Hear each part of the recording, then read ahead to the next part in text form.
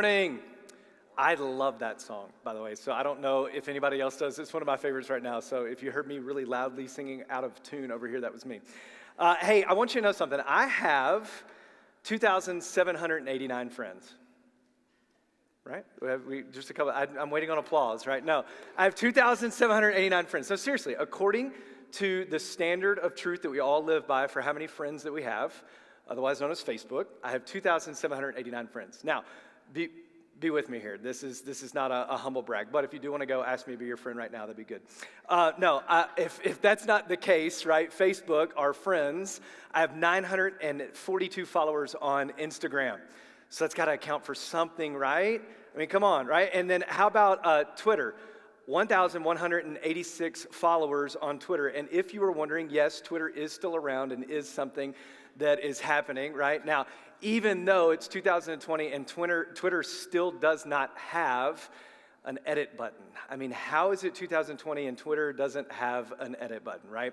I know that sounds really boastful, but I promise you I'm going somewhere with this. Out of our 3 social media streams that you and I probably use more consistently than the others. I know there's some on Pinterest and we have LinkedIn and all that other kind of stuff, but there's 4,917 followers that I have. I feel really good about myself this morning.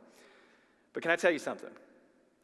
Something that I hope you walk out of with here today, and then this week as you're kind of wrestling with your friends and with your family or with coworkers, or more importantly, in your relationship with Jesus, I want you to know this: followers aren't friends. Okay? No matter what we think, no matter what the world says, no matter what we see on any other stream or what our minds and hearts kind of make us desire, followers aren't our friends. And if you're sitting here this morning and you're going, hey, I'm not a social media person and I don't even care about how many followers I have and I don't go on there. Number one, I just wanted to introduce you to the rest of the church because we didn't know those types of people existed anymore. But number 2, that's a blessing. And then number 3, you have followers too. You see, you have followers in your workspace. You have followers as neighbors.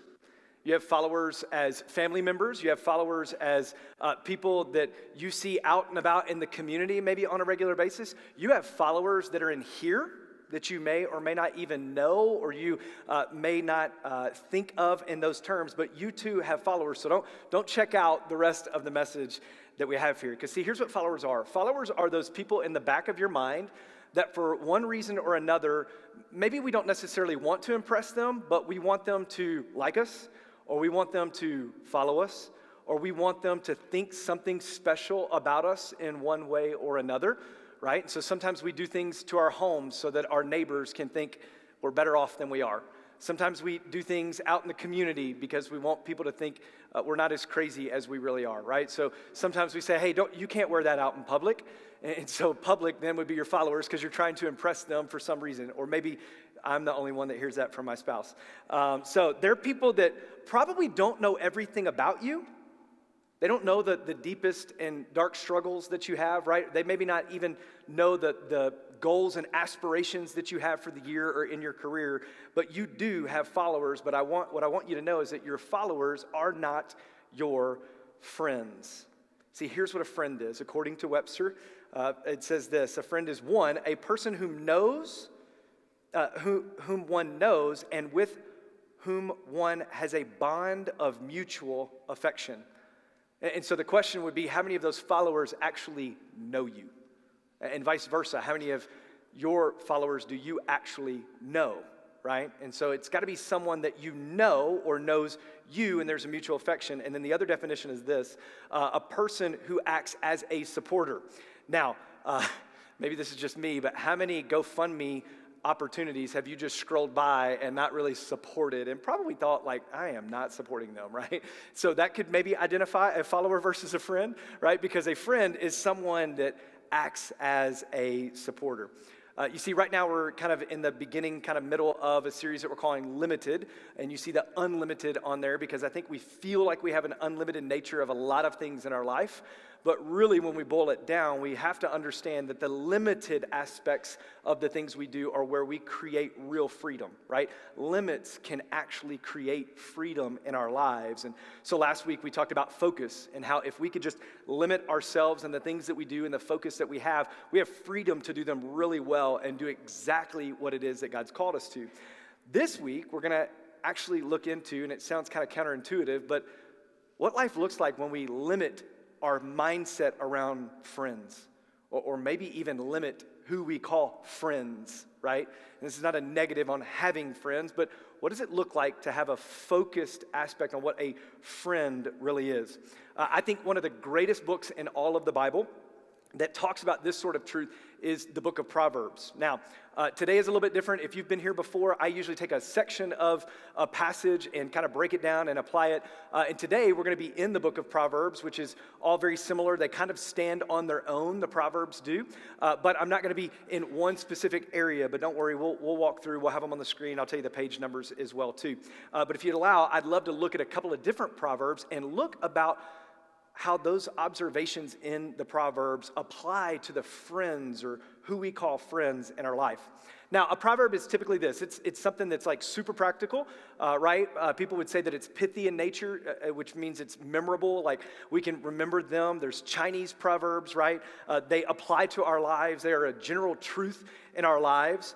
There are many life's proverbs that can be found out and about, but the awesome part about what we're going to be looking at today is that we're going to be looking at something that is all of those things, pithy in nature, general truth, applicable, real, but they're also divine because they were spoken by God, right? And so we have them in the scriptures, and so we can know that these proverbs are to be known as true, and not only that they're true, but that God spoke them, and so that there is a truth behind them there, but also these proverbs, without a doubt, can give us hope for our lives. And so we're going to look at that. If you're new to the Bible, or maybe you're here this morning and you're still even kind of processing your thoughts about Christianity in general, the book of Proverbs was written by a man named Solomon. And Solomon was considered the wisest king in all of the history of Israel. It's kind of in the middle section of the Bible, in the Old Testament portion. Some people call it the poetry section of the Bible, and some people even call it wisdom literature, depending on how you break it down. Solomon was the son of a man named David, who was kind of a big deal in the Bible too. David was known to be a man after God's own heart. Jesus was born through the line of David, and thus Solomon as well. And so what we're going to look at, I think what you're going to find today as we break these Proverbs down, you're going to look at it and you're going to see that we're going to have three observations from the Proverbs that we look at. And so let me pray, and then we'll just get right after it with observations, okay? Lord, we love you. God, thank you for today. Thank you for the aspect that we can look at some Proverbs. Lord, look at some life experience. Look at some wisdom that is being passed down from a father in Solomon to a son or his sons, Lord, and things that he is telling them to pay attention to. And we can take that and learn from it about our friendships. Lord, about what we call true friends, and then how we see that followers in our lives aren't necessarily friends. Followers aren't a bad thing, but how you've created us and designed us to have friends, Lord, to have a group of people that are surrounding us and loving us. Lord, I pray that you would use your word and your truth, God, to encourage us today. It's in your name we pray. Amen. All right, here's the first one. I'm just going to get right after it. The first observation that we're going to be able to see when we dive into some of these Proverbs is this: followers only know what you allow. Your followers in your life are only going to know about you what you allow them to know. And so turn with me to Proverbs chapter 18. We're going to look at verse 24, and that's found on page 571 of those black Bibles that are scattered throughout the room. We say this every week, but if you don't own a copy of the Bible, that one's yours. Please take it home. If you know somebody that doesn't own a copy of the Bible, take that and give that to them. We want to be able to have people have access to God's word. We also have an app, Journey Point Church. There's a Bible on there. There's message notes on there that you can follow along with. Or if all those options just are terrible for you, you can look on the screen. We're going to have the verses on there, right? And so Proverbs 18, verse 24, look at page 571. Look at what it says. It says this. It says, one with many friends may be harmed, but there's a friend who stays closer than a brother. Now, I looked up the mission statement of Facebook, and this was not their mission statement. They did not like this aspect of limiting friendships, right? And so this is not theirs. But here's what's happening in this proverb. Solomon is giving wisdom to his sons. And he tells them to pay attention and to pass these proverbs on from generation to generation. And here's what this proverb is telling us. One with many friends may be harmed, but there is a friend who stays closer than a brother. He's point blank telling us that many friends isn't necessarily a good thing. Many followers isn't necessarily a good thing for us, right? More pertinent, what we could say, we should limit those that we call friend to some degree or nature. And here's why. When there is a quantity, you always lose out in quality.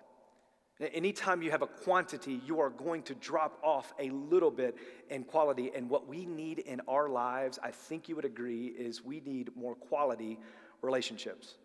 You see, a lot of friends doesn't necessarily equate to a whole lot, right? Out of the close to 5,000 followers that I have on social media networks, how many of them would show up to my house at a moment's notice if I needed them for something? How many of them are taking time as they scroll by dumb thing after dumb thing that I post on social media and praying for me and thinking about me or trying to encourage me in any type of way? How many of them know any pain or struggles that are going on in my life? Right? Probably not as many as I would like to think, right? When my birthday passed, how many of them knew my birthday came if it wasn't for Facebook letting them know my birthday came? And on top of that, how many of them, even though Facebook did remind them that my birthday came, didn't wish me a happy birthday? I'll tell you how many. It was exactly, no, I'm just kidding. Right? It's a joke. And so if you didn't wish me a happy birthday, I promise, it doesn't matter. Now, vice versa. How many birthdays of my friends on Facebook and social media do I not know? And how many am I not praying for? How many am I not engaged with the deep pain and struggles that are going on in their life?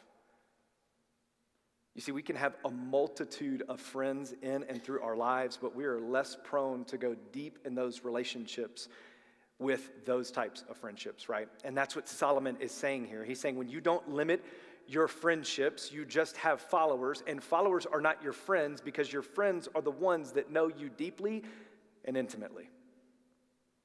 Followers aren't your friends. You see, friends know your birthday. They know your struggles. They know where you're weak or more prone to fail in your life. They hold you accountable to things that are going on, and they can't hold you accountable unless you are allowing them in to your lives. And we don't typically allow a multitude of followers in to what is really going on because we want to do things that we think make us look good. We want to do things that we think they want to hear. We want to do things that we think they like. And so that's what we focus on instead of really allowing them in. As a matter of fact, I was reminded of this week. Really, it's so funny when you prepare a message and then everything just kind of happens. It's like, oh, that was not by coincidence. In the kind of Twitter circles that I run in, there was this tweet that came up. It said, tell me a story about yourself that sounds like a lie, but is actually true. So something that sounds like a lie, but is actually true. So basically, tell me something that is true, but you're not revealing the whole truth, and you're not allowing them to know the full story of what is going on, right? Well, here was my response. Myself, along with 4 other male cheerleaders. Now, I'll stop you right there. I'm letting you know I was a male cheerleader in college, right? Some of you didn't know that because I haven't allowed you to know that, right? So our followers, we don't allow to know everything, right, Chris? But yes, I cheered at the University of Tennessee. I met my wife at the University of Tennessee. I got a full athletic scholarship all 4 years at the University of Tennessee. So you just take your thoughts and opinions and do whatever you want to with them, okay? Anyways, so myself, along with 4 other male cheerleaders, beat the starting 5 of the University of Tennessee in a pickup basketball game.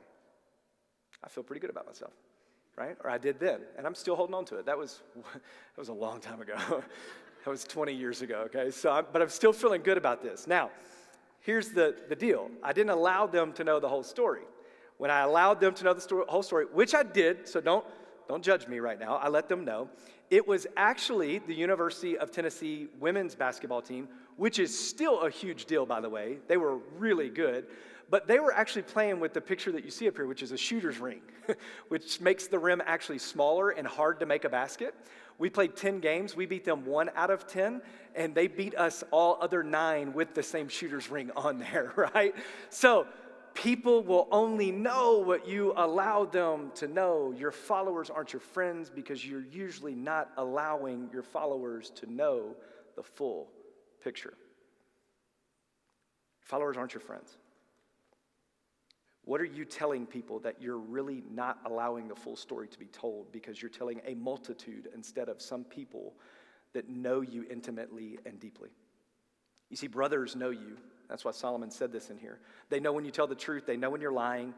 They know your strengths. They know your weaknesses. They know how to kind of get at you just a little bit. The very aspect of having a closer friend, so to speak, as the proverb alludes to, is allowing them to know more about you. Who knows you like a brother?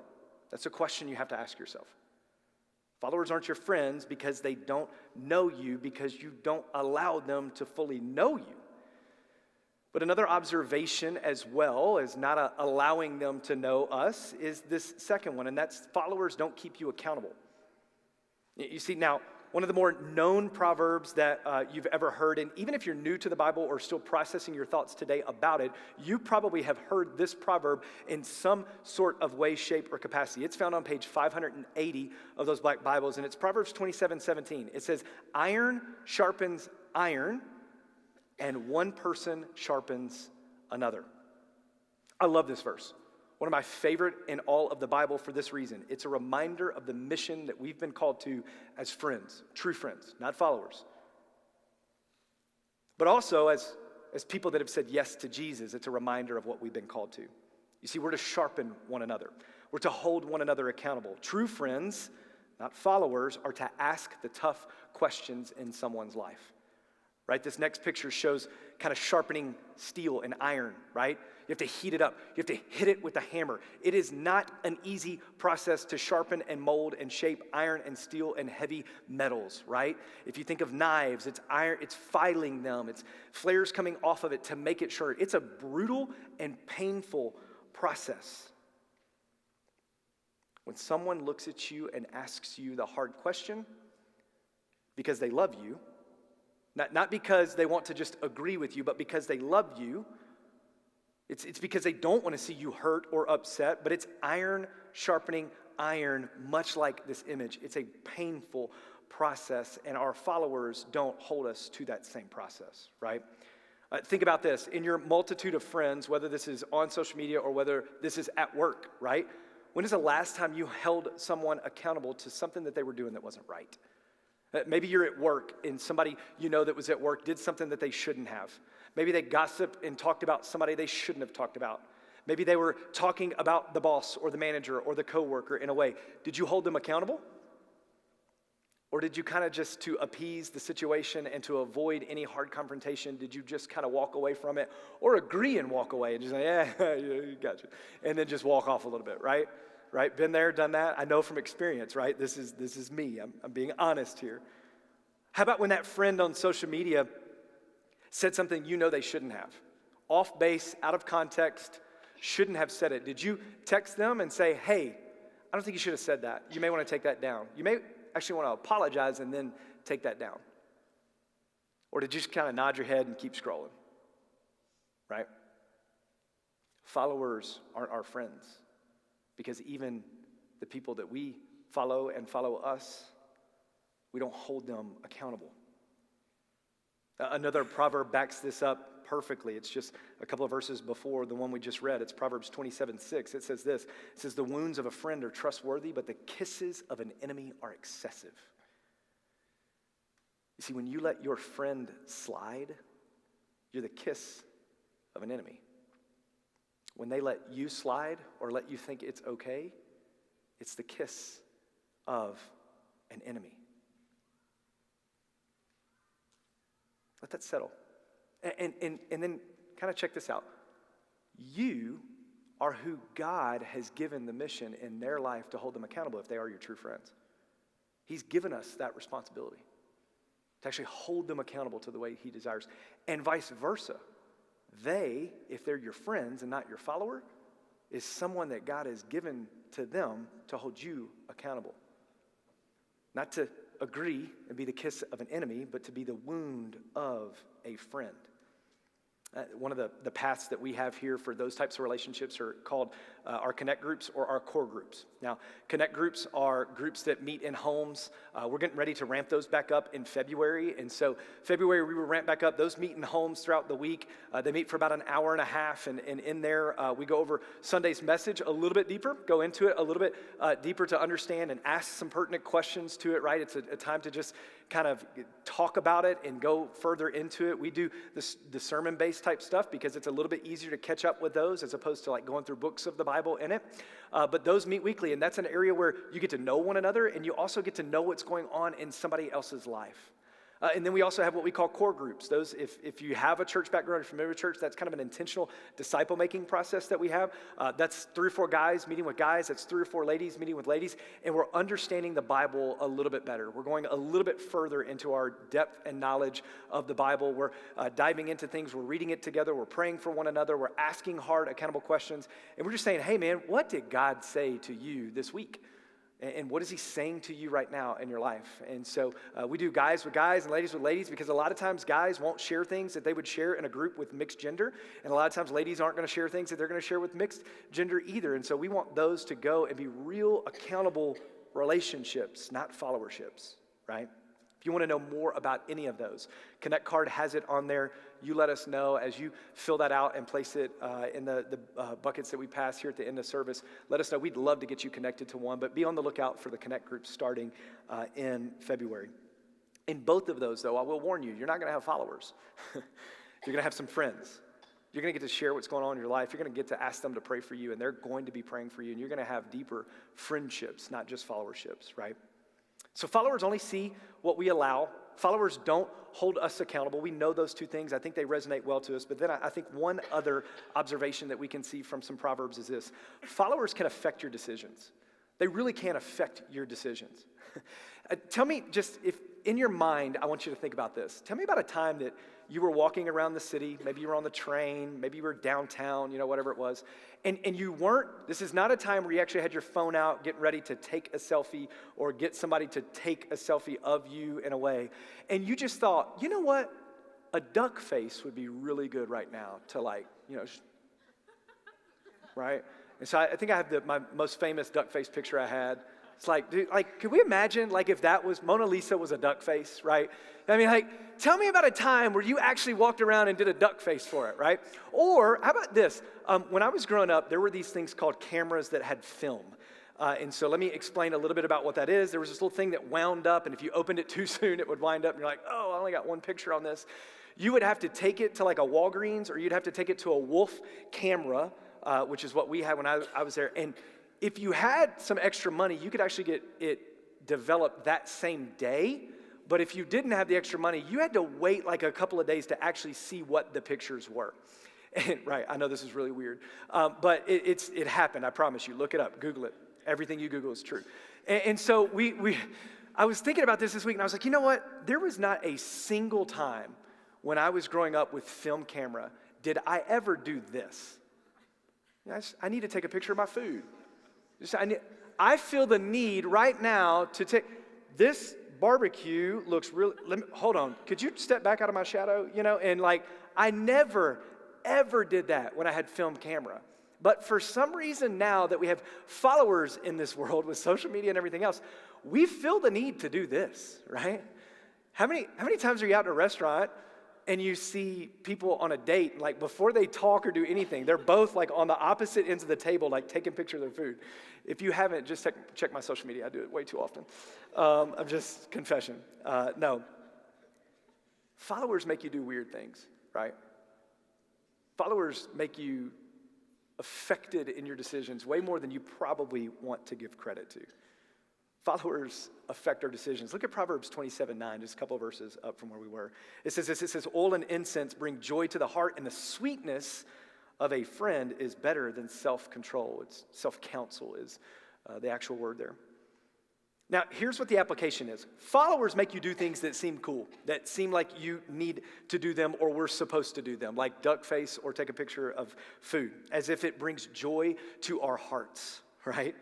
But it rarely does, because followers always desire a little bit more. I need another duck face with a better background. I need a different picture, or I'm not succeeding at life, instead I'm failing, right? And we feel empty by trying to impress our followers. Me too. Showing them only what we allow, really. But that's like oil and incense in this passage. Because the oil and incense in ancient times were supposed to bring like great pleasure, right? And what Solomon is saying here is it's not the oil and incense, but it's the counsel of a friend that should fill the void that we have in our hearts. See, true sweetness comes from a friend giving sincere counsel more than anything a follower could ever convince you to do. So today, if you agree that followers genuinely aren't your friends, the question we have to ask is, do we even have anyone that's close enough to us that they meet the description of what it is that we're talking about in friendships? Have you limited in your mind and in your life enough friendships that they can be close to you and know you and ask you hard questions, and you can know them and ask them hard questions? Or would you probably sitting here to say, you know, I'm probably void of some true friendships. People that would hold me accountable. People that would ask me hard questions and help me make good decisions as opposed to affecting them in another way. Let me put it this way. Who's your 8? Now, I had somebody ask me this not too long ago, and it just destroyed me. He said, who's your 8? See, it's going to take 8 people to carry your casket. There's 8 spots. And the fact of the matter is, there are enough people probably in and around your life that feel sorry enough for your family that they'll probably fill the role there to carry your casket. But the question is not just who's your 8, but does your 8 know that they're your 8? Do they know right now that if you were to die today, that they would be someone that's got a hand on your casket? Because if they don't, they're a follower. They're not a friend. And so even right now, as we're sitting and thinking, whether you have a Connect card or whether you have whatever else, put it in your phone. Start thinking, who are my 8? And don't just sit here and think about who your 8 are. Let your 8 this week know that they're your 8. Because that's somebody that you're allowing in. That's somebody that's probably going to ask you some hard questions and that you're going to ask some hard questions too. And that's somebody that is going to impact you in a positive way. Who is your 8? And because, you know, when I think of friends, those are friends. And when I think of friends, I think of love, right? And love, true, genuine love, not like, hey, I love pizza, which we just kind of throw around, right? But I'm talking genuine, true love. It isn't a feeling or something that just comes and goes. Love cares, love acts, love asks hard questions, and love calls you to a greater life and ultimately lays down its life.